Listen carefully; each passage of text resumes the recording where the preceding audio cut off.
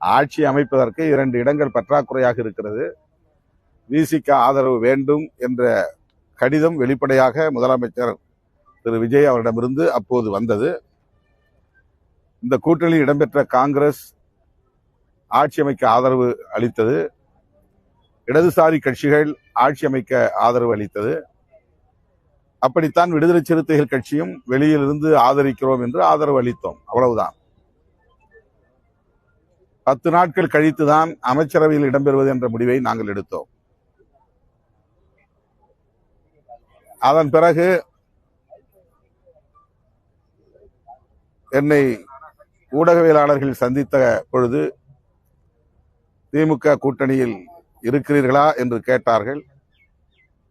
அப்போதும் நான் ஆம், இன்னும் நாங்கள் அந்த கூட்டணியில் இருப்பதாகவே உணர்கிறோம். அமைச்சரவையில் இடம்பெற்றாலும் கூட நாங்கள் தவேக கூட்டணியில் இணைந்து விட்டோம் என்று சொல்லுவதற்கு அதிகாரபூர்வமான எந்த நிகழ்வும் நடைபெறவில்லை என்ற கருத்தை சொல்லியிருந்தேன். இப்போது ஜூலை 1ஆம் தேதி கூட்டணி தொடர்பாகத்தான் முதலமைச்சர் ஆதரவு நல்கிய கட்சிகளோடு பேச்சுவார்த்தை நடத்தினார், பேசினார், கலந்தாய்வில் பங்கேற்றார். ஆனால் அந்த கூட்டத்தில் இறுதி முடிவு எதுவும் எடுக்கப்படவில்லை. ஆகவே அதன் பொருள் என்ன?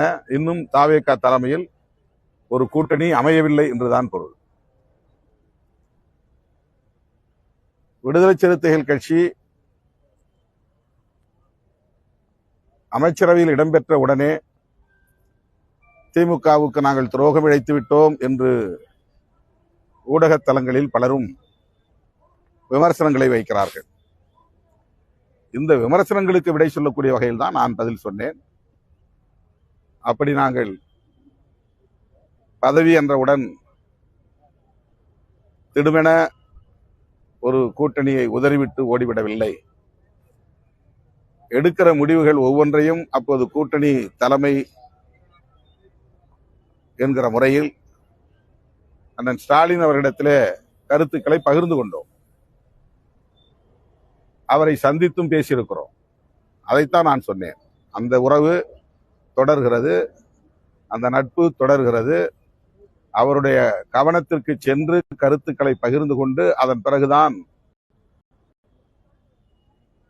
ஆதரவு நல்கினோம் என்கிற வகையில் ஆமாம், இன்னும் திமுக கூட்டணியில் தான் தொடர்கிறோம் என்று பதில் சொன்னோம். அது அப்படியே இருக்கிற நிலையில் விடுதலை சிறுத்தைகள் கட்சியிலிருந்து அதிருப்தி அடைந்த ஒரு முன்னணி பொறுப்பாளரை திமுகவில் இணைத்தது எங்களுக்கு அதிர்ச்சி அளித்தது. அந்த அதிர்ச்சியை நான் வெளிப்படுத்தினேன். அவ்வளவுதான்.